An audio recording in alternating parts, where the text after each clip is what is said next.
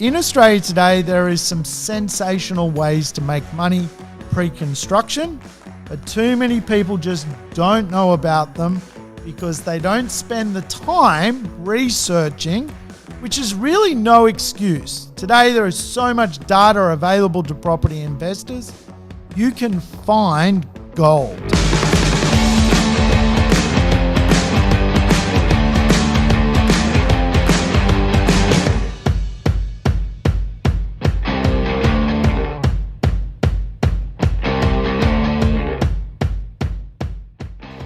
Welcome to the Urban Property Investor. I'm your host, Sam Saggers, here to help you crack the code of real estate wealth.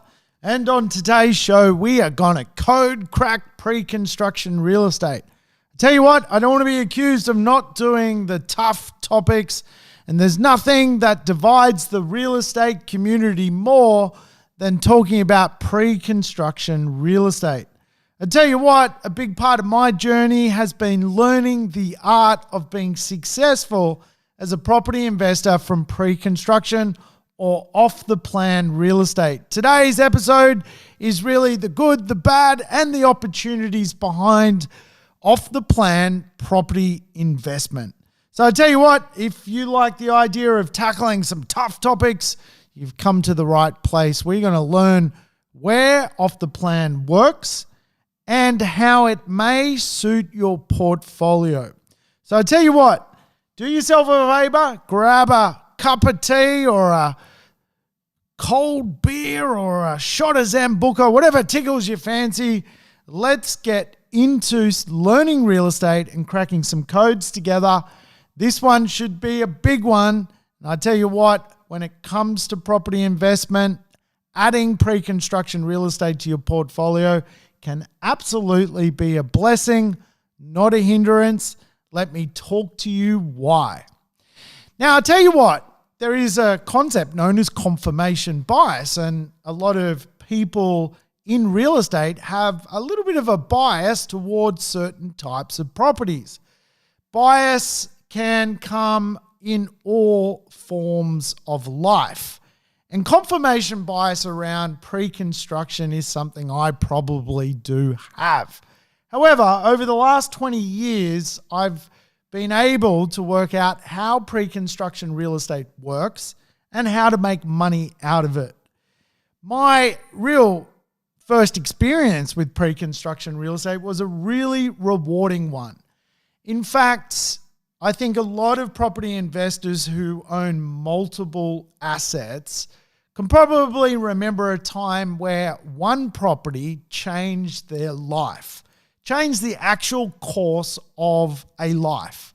And for me, pre-construction real estate or off-the-plan property actually changed my life. And if it wasn't for doing that deal, I don't think I would have accelerated to the broader amount of properties I own today.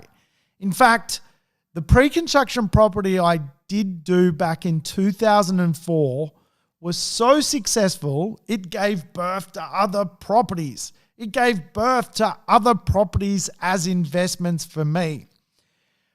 Back then, I put down $15,000 to buy a property. I had to wait 2 years for it to settle, and I took $15,000 out of my savings as a 5% deposit on a $300,000 property.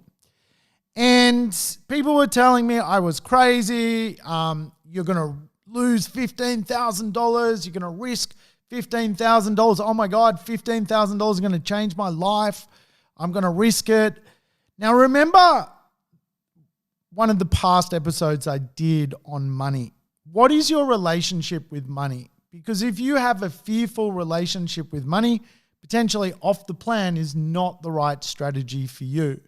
But for me, I don't have a fear around money. I know money is designed to be invested, and investments can go good and they can go bad. I have a rational logic around that conversation.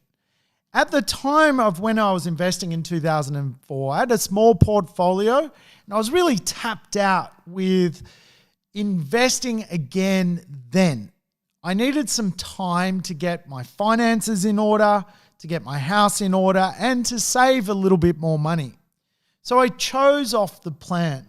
I put a $15,000 deposit down on a $300,000 property, and 2 years later, that property was worth $480,000. My $15,000 of risk money turned into an absolute pot of gold.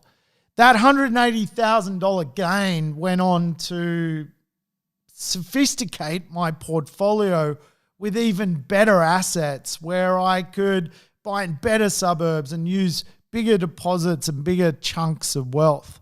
I say this a lot to people. You really only need one good deal to asset build. And through my investment journey, I've had deals which have reshaped my life. It isn't the only occasion that has occurred, but it is certainly one of the most memorable to me, because at the time I was still building wealth. I was really in an infant stage of owning bundles of properties. And so it was so important to me to create that gain, and it went on to serve me and has served me for the rest of my life.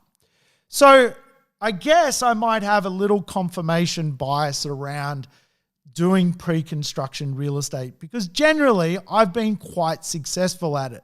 Whether that's flipping some deals, amalgamating properties in a pre-construction dynamic, or just buying some good old-fashioned, really good location real estate, but using a delayed settlement that Off the Plan offers to control my wealth.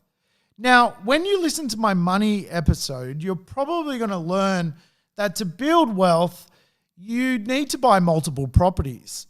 If you're thinking of buying maybe 2 properties in your entire life as a property investor, there really is no need to even contemplate doing Off the Plan.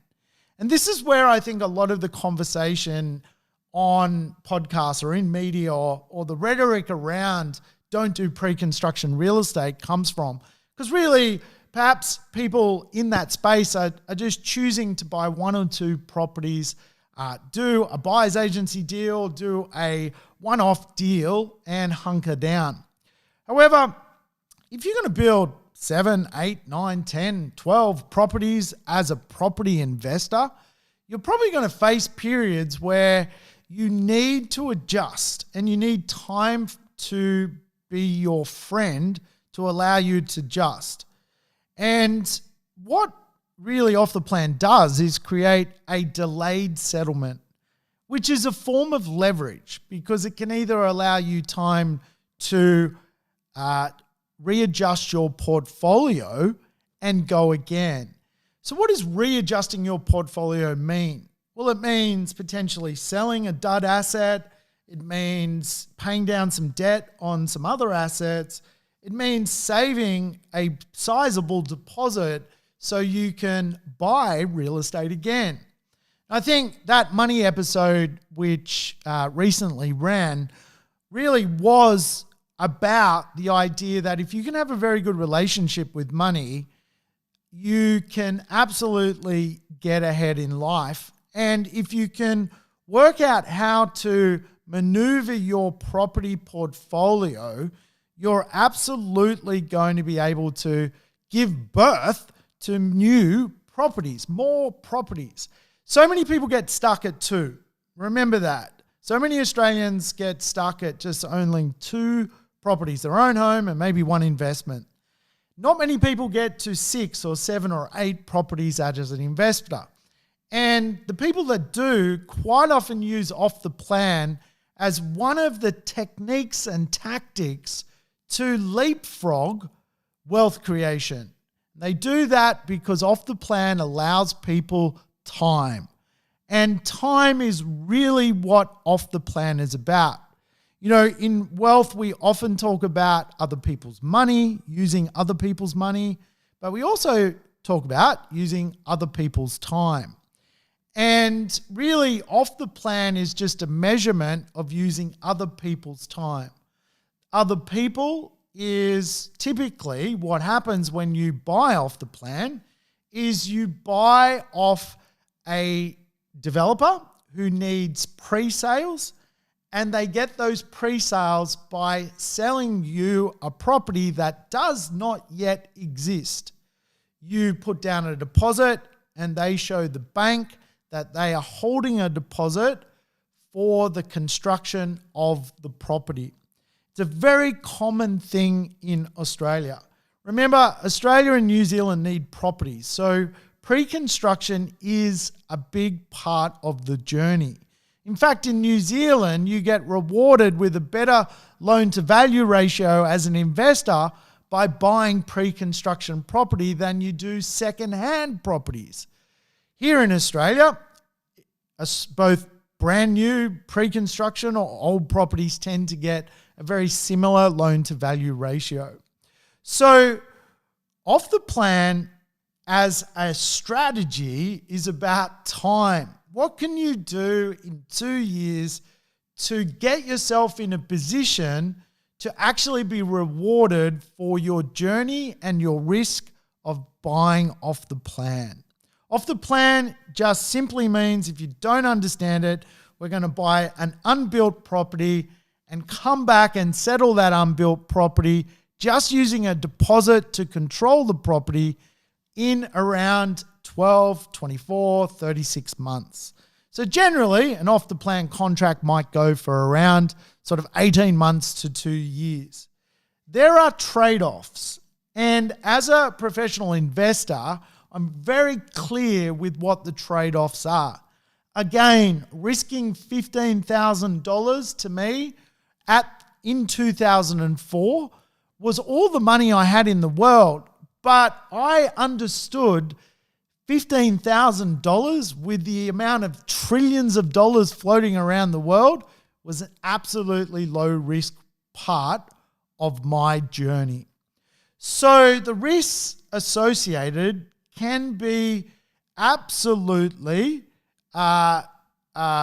theoretical, and quite often most people don't encounter them. But I'm going to go through some.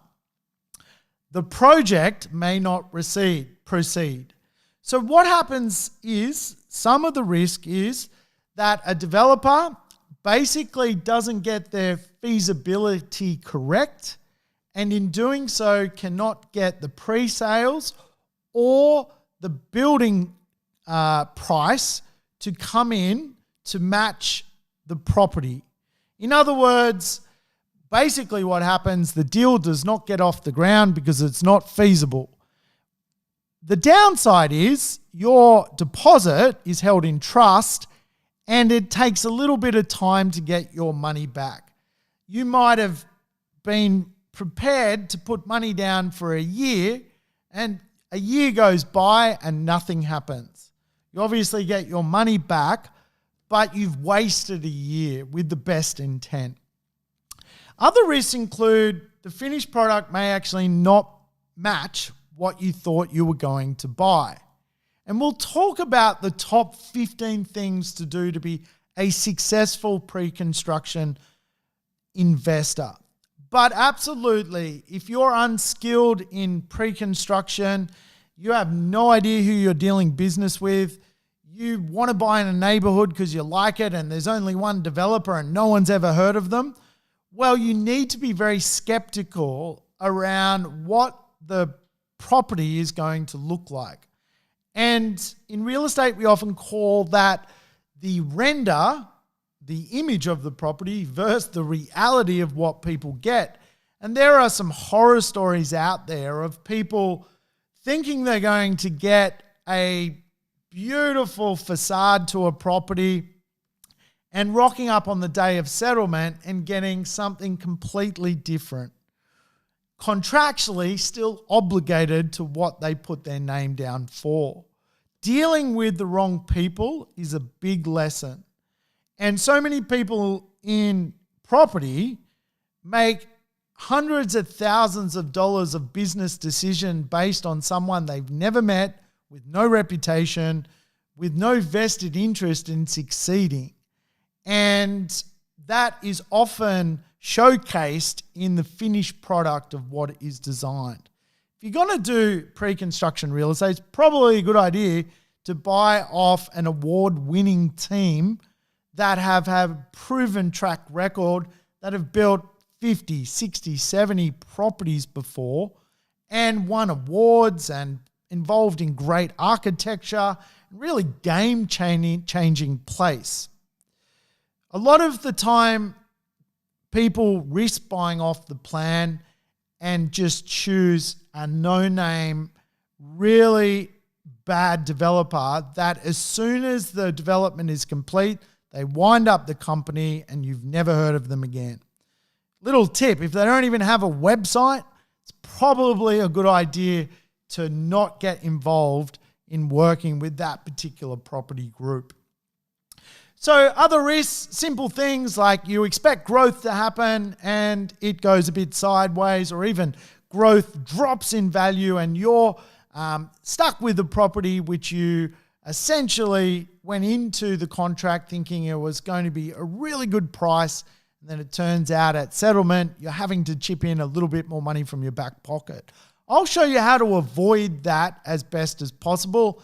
And over the 20 years I've been doing it, I've certainly avoided it literally 9 times out of 10.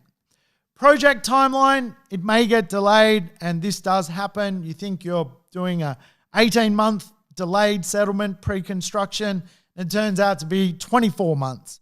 So as a professional investor, you just need to be very across that you're playing the time game. And quite often delays end up being successful for property investors. I remember one client bought off the plan in the Sydney property boom. He was expecting a 2-year contract, ended up being 4. He rode the entire Sydney property boom, watched his property virtually triple in value. When it came to settlement, the valuer just couldn't justify the contract price being so cheap that they valued it at the new market value. And that buyer got to settle the property and create basically a huge amount of cash for themselves. So you just need to understand that at completion, there will be a valuation done. And if you follow my top 15 tips, you're more than likely going to be absolutely fine when it comes to settlement. There is this kind of rhetoric with podcasts and, sort of the media or whatever it may be, that there's this kind of like high-rise market which, everyone's buying a high-rise. I don't think I've ever met one person in my 4,000 property deals of people going out and buying a high-rise apartment in the CBD. I've never met one. I know they get sold overseas, but the risk of what I'm talking about is buying really quality properties in quality locations. So what are the benefits? There's trade-offs, right? We've seen some of the bad. So what are some of the ways the strategy can help you? Well, remember, this strategy isn't designed for someone who wants to buy 1 or 2 properties. It's designed for someone that wants to go for it and buy, multiple properties. So the biggest reward of it is the deposit power. Now, think about my example. I put $15,000 in and I made $180,000. That cash-on-cash return is incredible. I can't even calculate that off the top of my head. It must be like 1,000+%. Money went in 24 months, it came out. It went in at $15,000, it came out at $180,000 in my life-changing example. So obviously, the power of deposit is big. And this is where sometimes you get opportunities to go in as low as 5% and control hundreds of thousands of dollars of real estate without having to pay a mortgage. The mortgage comes later, obviously, when you settle. So again, if you've got a small amount of money and you need more time to save, you've got to ask yourself, if you're a professional investor, if you're building a business of investment properties, is it better to take on the market, or is it better to ride out the market? Right now, for example, there is some really good energy around the real estate market. So trillions of dollars around the globe are being released in economies, and that money is going to be grabbed by someone. In real estate, it'll come in the form of growth. So if you're in a position where you've still got to save more to build a deposit, you can't refinance your equity, and you're going to miss the next 3 to 4 years of great real estate, maybe, and you probably just need a second opinion from a strategist, but maybe it's better to put a small deposit, a really good property, save some more money, and use the market to be successful. Remember, time in the market is a great thing. You're using other people's time. Someone else is building your property. You're just simply putting a deposit down for them to do that. The cash on cash return of doing it can be incredible, and it can allow you to recycle equity without having paid a mortgage. You are mortgage free for a period. And quite often that mortgage free period is so valuable as we jostle to become a successful property investor. Not every year can we take on more debt, but quite often we can take on more opportunity if we know we can settle. The benefit of being a delayed settlement buyer, if you know you can get your finances and settle, is you're absolutely going to give yourself an opportunity to grow. And one of the best things I love about pre-construction real estate is often buying in areas that are a new discovery. And I'll talk about what that really means real soon when I talk you through some of the best tips of choosing pre-construction real estate. Now, when it comes to choosing off the plan, and off the plan and pre-construction are the same, it's just two terminologies of the same thing. We need to understand the 4X growth plan. And I've taught the 4X growth plan in past podcasts. In past podcasts, I explained the 4X growth plan is really about choosing a deal where you're going to add value.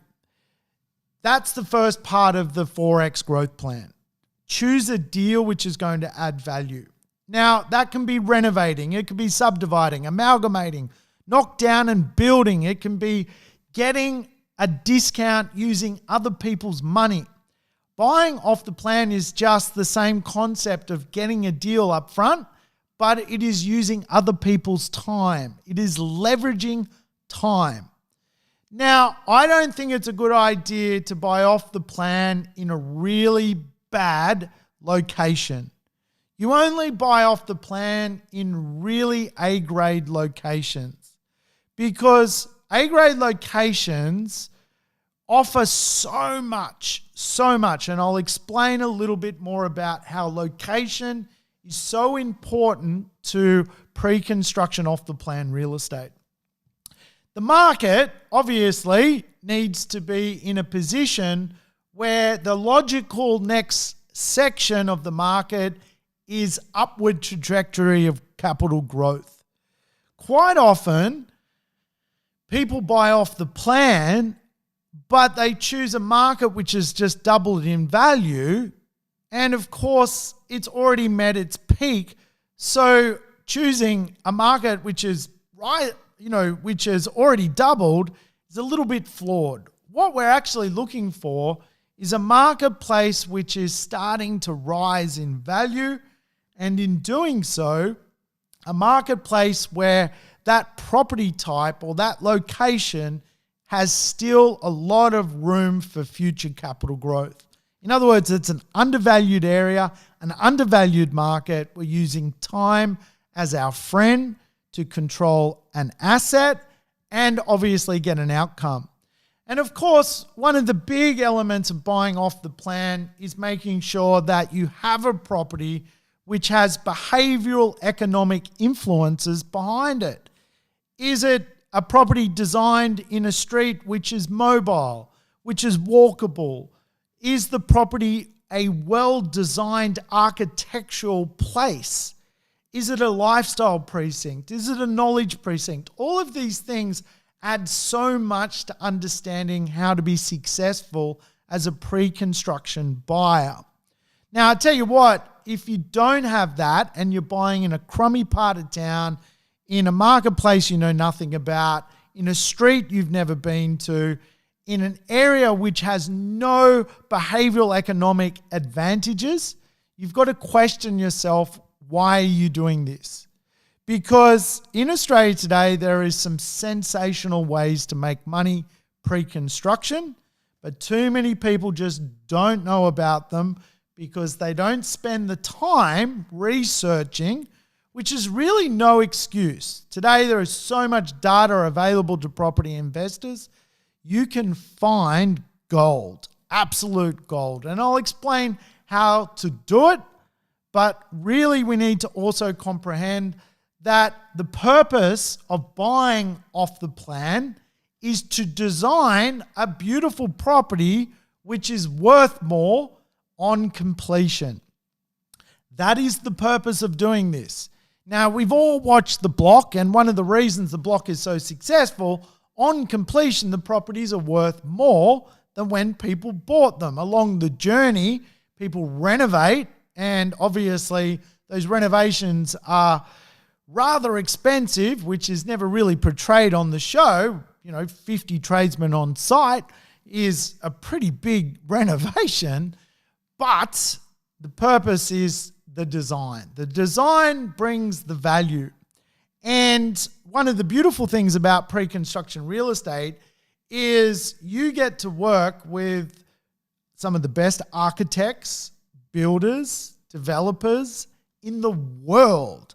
And I know it doesn't feel like that if you don't know the deals, but once you find the deals, you get to actually work with some of the most complete people on planet Earth.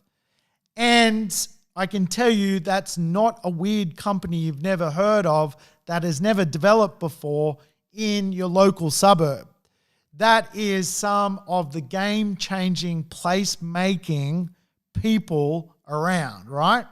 So my caveat to off the plan is you want a high level of design in what you're about to get involved in. Remember, across Australia, I put real estate into 4 categories. Dead real estate. There is so much real estate that really is going to be demolished very, very soon. It is dead. It needs to go. It is not going to appeal to upgraders, downsizers, first home buyers who all want functionality. The big fight of real estate today is livability and functionality. There is dying real estate which is past its use-by date. It was built in the 1970s. It's now 50 years old. It has no place being about. Then there is dysfunctional real estate, both brand new and secondhand. Dysfunctional real estate is everywhere. It is terrible floor plans, terrible orientations, properties which really need to absolutely be redesigned from a functional point of view. Upgraders want functionality. Downsizers want functionality. And even new property owners are out and about looking for the most functional properties they can find. Why? Functionality is actually, and just another word for desirability. So quite often property investors rationalize due to confirmation bias that buying old is going to be better because you don't pay the premium of new.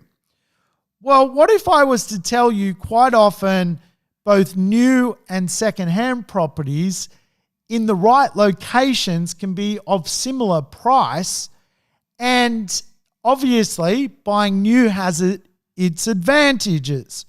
Sometimes buying old is not a compelling story.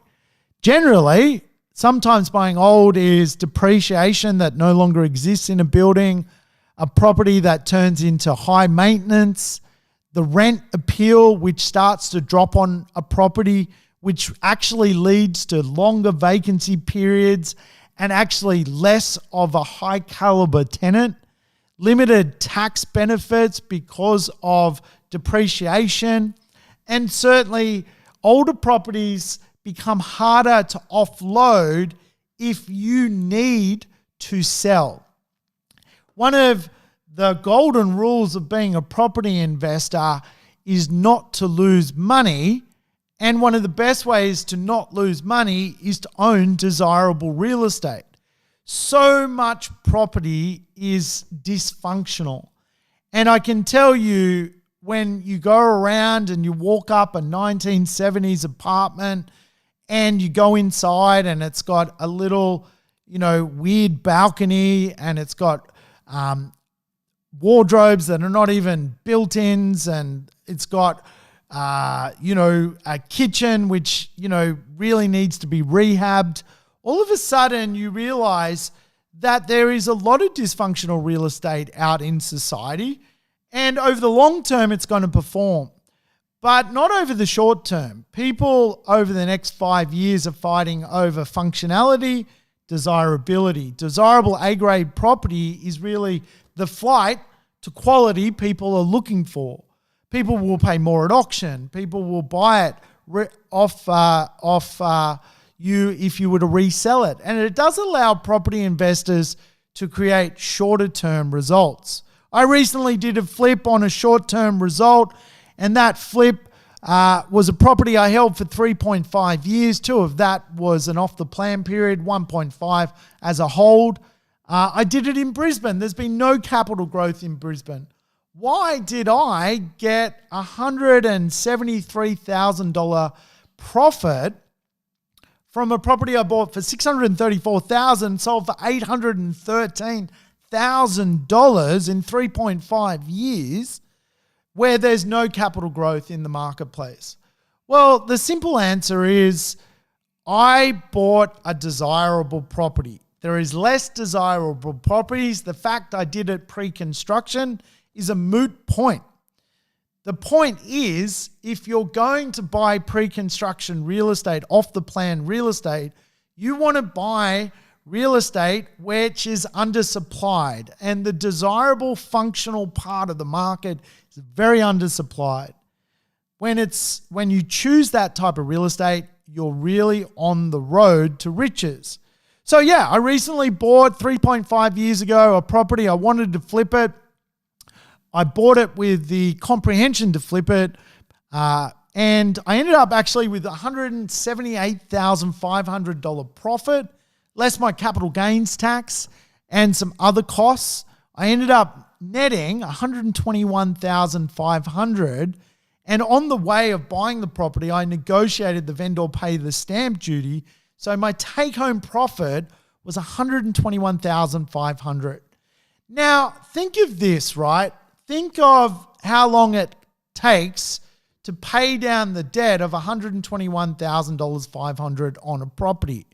For me, I was able to take that money and utilize it, put it on an offset of another property, and if I wanted to, I could debt bust another property with that money.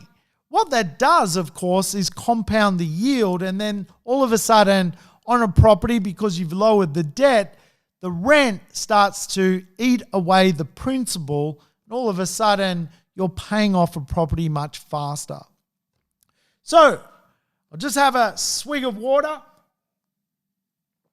and we'll get into the 15 elements of a good off-the-plan project. So element number 1, design something that can be auctioned or resold to an owner-occupier. Now, quite often this means that you're going to design it with the architect, builder, developer, and that is very possible. You can sit down with them and create a niche apartment in their project, or you just need to be very mindful that when you're choosing a complex to buy in, you understand what the difference is that appeals to owner-occupiers. Now, I teach this a lot. Have a property that can resell and gets a lot of growth actually speaks the secret language of property. Now, I've done a podcast on the secret language of property, so I'm not going to get into it in a lot of detail today. Go back a couple of podcasts if you've never heard it. It is a cracking episode, and it will teach you about the idea of human beings. Human beings are fucked up. And because human beings are fucked up, they love 3 design elements. Reflective design is just the idea that if a building speaks to people and makes them feel proud, if a building is full of quality, they will feel proud, they'll pay more for it. No different to a Rolex watch. Again, this is the psychology of human beings. We're all messed up. So the fact that people are messed up, they'll pay more to feel good. And reflective energy in design makes people feel good, so they pay more for it. Behavioral design logic is just the design logic that if you have a property with behaviors in it, if it creates a new functional behavior, people will pay more for it. For example, if a property had a tennis court, you would have the behavior of playing tennis. So people would pay more for it. And functional design, of course, is exactly what it sounds like. It is all about the idea that a property has a good flow. Now, if you look at some of the much older properties in society today, they have a functionality problem. For example, a 3-bedroom bungalow with 1 bathroom built in the 1950s and 60s is really not that desirable anymore. People want the 4-bedroom, 2.5 bathroom house. With an apartment, it's kind of the same thing.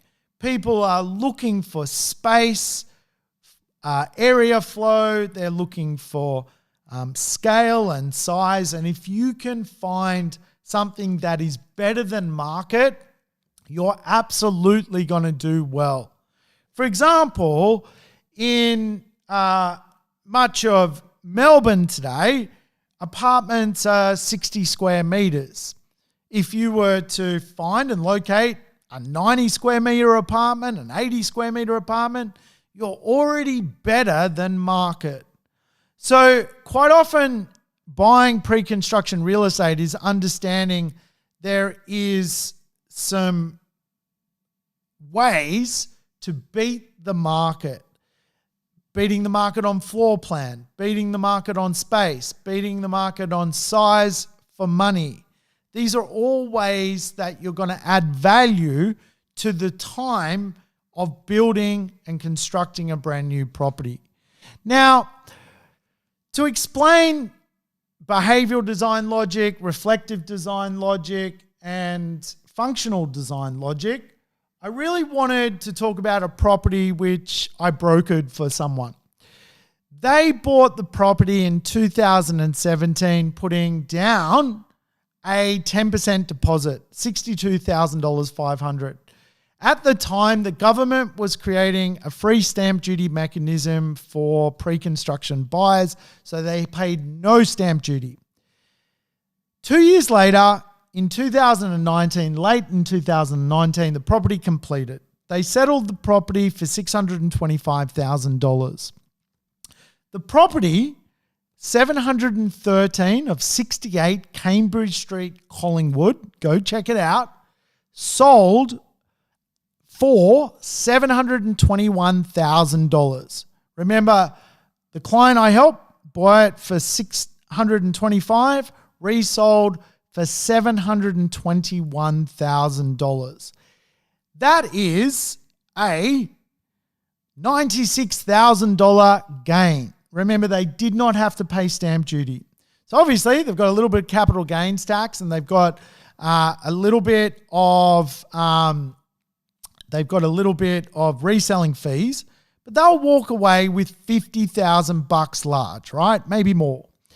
And they did that flip in just 3 months of settlement. Now remember, when it comes to off the plan, your capital gains tax exemption kicks in the moment you enter contract. So this little profit is an interesting example. Why was it so successful? Well, for a start, the property spoke the secret language of real estate. And because it did, it oozed potential. Now, let me read to you what the local real estate agent wrote on their advert to describe the property. See if you can pick up the secret languages of real estate. Design a luxury or lifestyle with breathtaking city views. City views, behavioral economics. The city skyline creates an endless, uninterrupted, breathtaking backdrop for this stunning apartment in this luxurious milieu of John Wardell Architects. Reflective design logic. Do you see it? Exclusive new home. Rising with sculptural poise from its Art Deco warehouse heritage facade, the dynamic building with its 240 square meters of communal kitchen, fireside lounge, and teppanyaki grill and garden area with magnificent city edge views is an elegant contemporary design.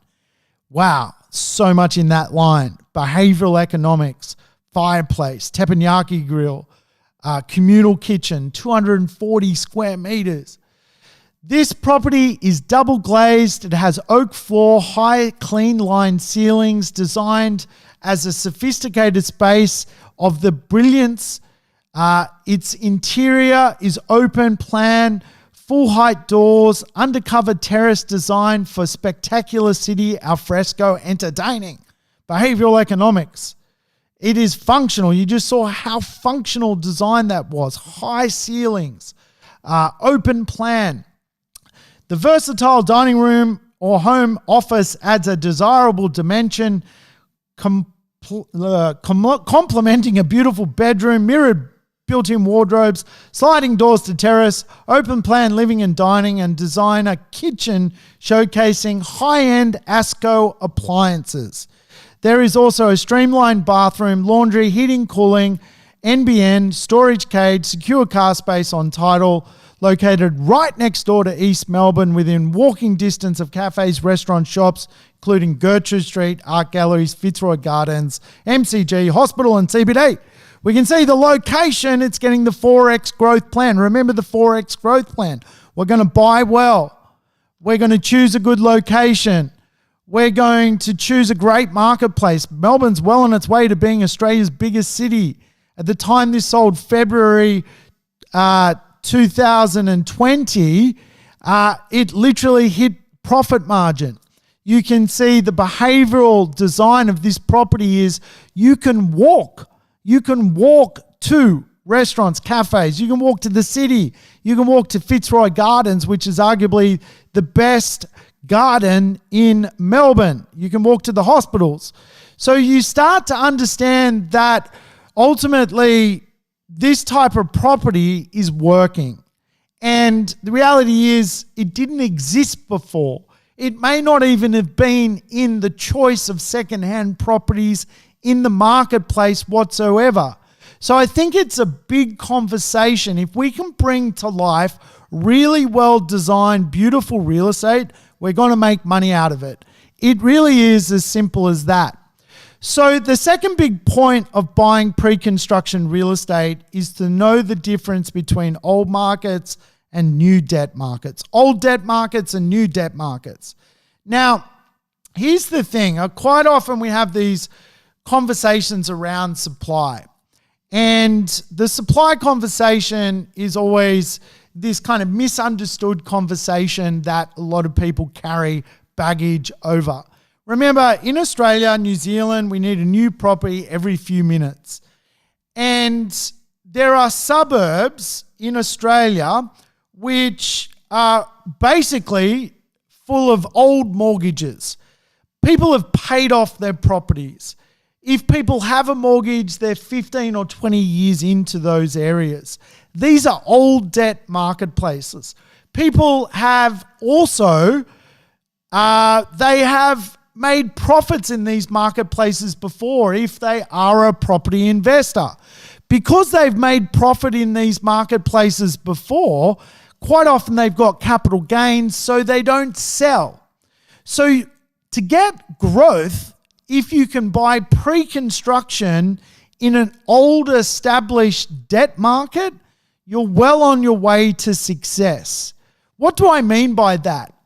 When you add new supply to a marketplace, you're adding new debt levels. The fact that an older suburb has lower debt levels and 100 new properties come to that suburb, that is a drop in the ocean of debt, meaning those suburbs are still highly desirable. And because they're highly desirable, people will pay more for them. New debt or emerging marketplaces are fundamentally neighborhoods where every single house or apartment is brand new. We need to be very careful of new debt marketplaces. New debt marketplaces, by way of example, in Sydney was Zetland. Now, people have made money in Zetland, but it is a new debt marketplace. If you bought early, you were done well. If you bought in the middle or late in the period, you probably would have struggled. Everyone in Zetland, because the suburb never existed before, is roughly about 2 to 5 to 7 years into a mortgage. Homebush was the same. Homebush was created after the 2000 Olympics, and much of that precinct was a new debt area. So as a property investor buying pre-construction real estate, we need to be very careful of new debt neighborhoods. In some respects, they do create the emergence of opportunity because everything is brand new. But if we want to do property investment safely and we want to choose a deal to make money out of, let's go to an old established neighborhood and use it for what it is. Low debt mortgages, people own real estate outright, and people who've made capital gains before, a proven track record. Now again, people don't quite understand the supply cycle of real estate. Really, right now, around Australia, supply is at its lowest level. We are not seeing construction happen. We are having to give builders boosts to keep them going because the stock levels have plummeted so much. Here in Australia, ScoMo was giving people $25,000 to go and buy off the plan or go and build a brand new home to push the supply. Supply has fallen off a cliff. And as a pre-construction real estate buyer, off the plan buyer, you need to understand what the forecast of supply looks like over the horizon. Supply, if it's falling away, usually means that if a project goes to market, it's going to be one of very few that get off the ground. And of course, you are going to end up with something that is very unique to the market, being brand new property in an undersupplied property market scene. Obviously, if the supply cycle is high, you need to be wary of what you're doing when it comes to buying pre-construction. You can always overcome everything by making sure you buy for owner-occupiers. You don't buy investment real estate. You buy real estate that an owner would want to buy off you. Remember what I just read out? It's a great little example of an owner-occupier wanting to pay more because they get emotionally connect to an asset. Now, sometimes new versus old is a moot point to me because some of the best pre-construction off the plan real estate is in areas which are sometimes known as urban rebirth areas. In other words, areas which are just so rare that there is no second-hand property there to even consider. In other words, some streets of our cities are being recycled. Remember, the government has a plan to recycle 60% of our inner and middle ring neighbourhoods. 40% of new housing will go to areas that kind of have never existed before as property marketplaces, cow paddocks that become house and land communities. However, as a property investor, sometimes we get the opportunity to buy in an area which is going through rebirth, a heritage street which has never allowed development in it before. All of a sudden, a beautiful brand new development gets approved. Guess what? The house price in that heritage street is already over $1 million. It's too expensive to buy. Guess what? All of a sudden we can pick up a brand new 2-bedroom beautiful apartment in a heritage street for $600,000. New versus old sometimes is a very moot point, because some areas which have never had the opportunity to have residential in them before, but are fundamentally part of the residential realm of our greatest neighborhoods, sometimes pop up to buy. And as a complete title, they would be way too expensive. We are talking some of the best land in our cities, city-facing, water-facing, harbourfront, heritage streets. All of these things are just amazing, and again, really is a bit of a moot point when it comes to choosing old versus new, when there is no old to choose from in the heritage street regardless. Again, real estate is a location sport. Location, location, location. So the next kind of thing you need to understand is the square meter rate. If you're buying a brand new property, you are paying every meter a price. And quite often that could be $10,000 a meter or $8,000 a meter or $11,000 a meter, depending on where you're buying. Now, a good way to ascertain square meter and to make sure you're paying what is a fair price, quite often today, if you look hard enough, you can buy a brand new property at the same square meter price as a second-hand property. For example, I was recently looking in Brunswick. I was looking at a brand new property, $9,300 a meter, second-hand property, inferior, dysfunctional, because of the lack of stock, sold at $9,300 a meter.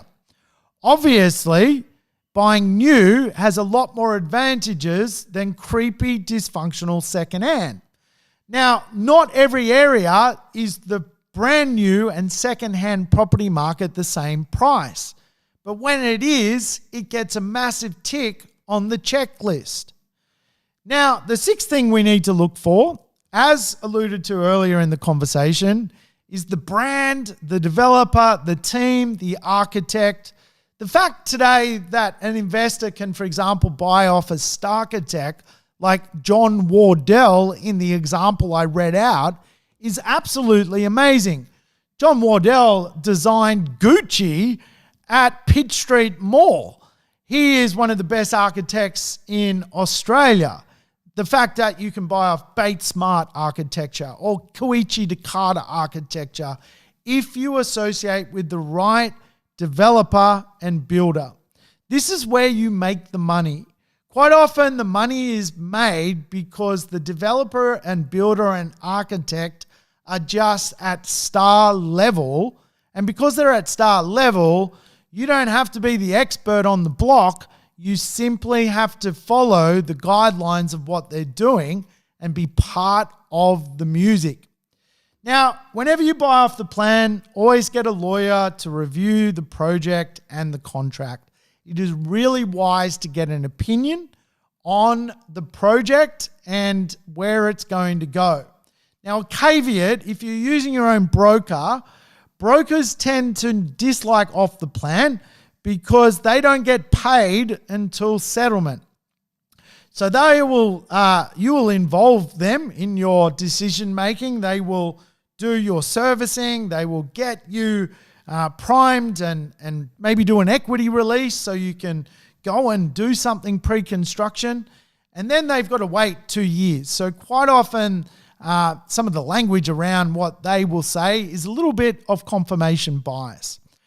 But lawyers don't have confirmation bias, so get a lawyer to review the contract, when you speak to the lawyer, get them to review the brand and the architect. And if there is a builder, the builder in place, not just the contract. Say, I would like you to give me your opinion of the brand. Do you know of them? Do you know of the builder? Have you heard of the architect? Because that puts in context what you're actually doing. Now, when you are buying off the plan, you've always got to put yourself in a position to settle, or you do risk that you're going to lose your deposit. And it is not a good idea to flip a property during the construction process. It is always better to go into an off the plan with the intent of settling. In Victoria, you can nominate contracts. So you can go into a contract and pass it on to someone else without incurring stamp duty. It is known as nominating. But no, you can settle, so you don't ever have to nominate. I find the best results from off the plan actually come around 1.5 years after settlement when the asset matures. When you're buying off the plan, it's really important to read the inclusion specs. You obviously want to end up with things like double glazing, hardwood timber floors, high ceilings. This is where the behavioral and reflective design comes into its own. It's really important that if you're going to do pre-construction, you mirror what the owner-occupier market wants. Understanding the floor plate is a big one. That is something where I think a lot of property investors kind of don't understand. Orientation, elevation, views, air circulation, airflow, all has a dynamic to how properties perform when they're complete. And you can hire companies that do floor plate and floor plan examinations. Amenities are a great way to make money out of real estate. Now, you don't want over the top because at some point you've got to pay for it, but I do love behavioral economic design if it's run by the best people. Behavioral economic design is things like wine rooms and pools and gyms, and you really do get more rent. Would you pay more rent if you had an awesome pool in your complex? Guarantee you would. And there's quite often this fear that if you buy the right amenity, you're going to get stung. But if you buy the right amenity off the right development group, you're not going to get stung.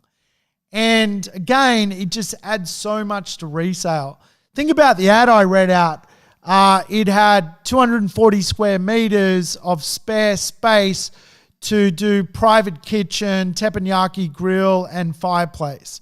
They are not huge amenities, but they just add so much appeal. Today, people want to buy, obviously, not just living in a box, but also what the other places offer. Remember, first place is the apartment, the house, the townhouse. Second place is the balcony, the backyard, or the amenity. And third place is what's walkable nearby, being the park, the coffee shop, the cafe. So remember, amenity is your second place. And again, don't go over the top with the wrong group. Go over the top with the best in the business, and you'll end up doing a really, really, really amazing job at making yourself money. The third place is important, and I'm a big believer in buying assets on or near the third place. Again, I read that ad out before, you could see walkable to Fitzroy Gardens. That is the value that property bought through location. Again, there may not be that many properties walkable to Fitzroy Gardens in the second-hand marketplace. The fact that that particular deal brought it meant it created its own value proposition. Today, I think it's so important to buy in livable locations where people can both live, work, and play, where there's a sense of knowledge, wellness, and mobility. And livability locations are ideal for pre-construction real estate because more people want to live there than just about anywhere else these days, particularly with coronavirus bringing havoc to the world. All of a sudden, how people live local, it's really important. And if your pre-construction real estate offers a great sense of local, it's going to do so well.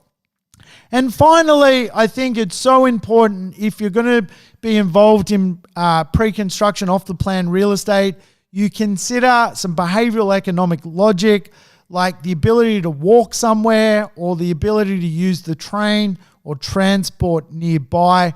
It adds so much today to the functionality of real estate and the livability of real estate. Location, walk score, all these things are so important today when choosing a pre-construction property. Remember, it's not a good idea to buy an off the plan on a main road in the middle of nowhere. That does not make economic sense, and that is not what I'm advocating. It is not a great idea to buy pre-construction real estate in a brand new community that has never had debt before. Not what I'm advocating, not what I'm saying.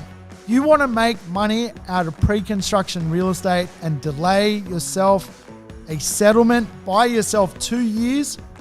You can do that by designing some brilliant real estate.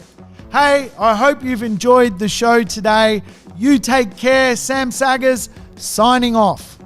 Thanks for tuning in to the Urban Property Investor. To never miss an episode, make sure you subscribe to the podcast on your favorite app or on YouTube. And I would love it if you could give the show a rating and share it with your friends and family. In between episodes, you can always keep in touch with me by connecting on social media over Facebook, Instagram, or LinkedIn.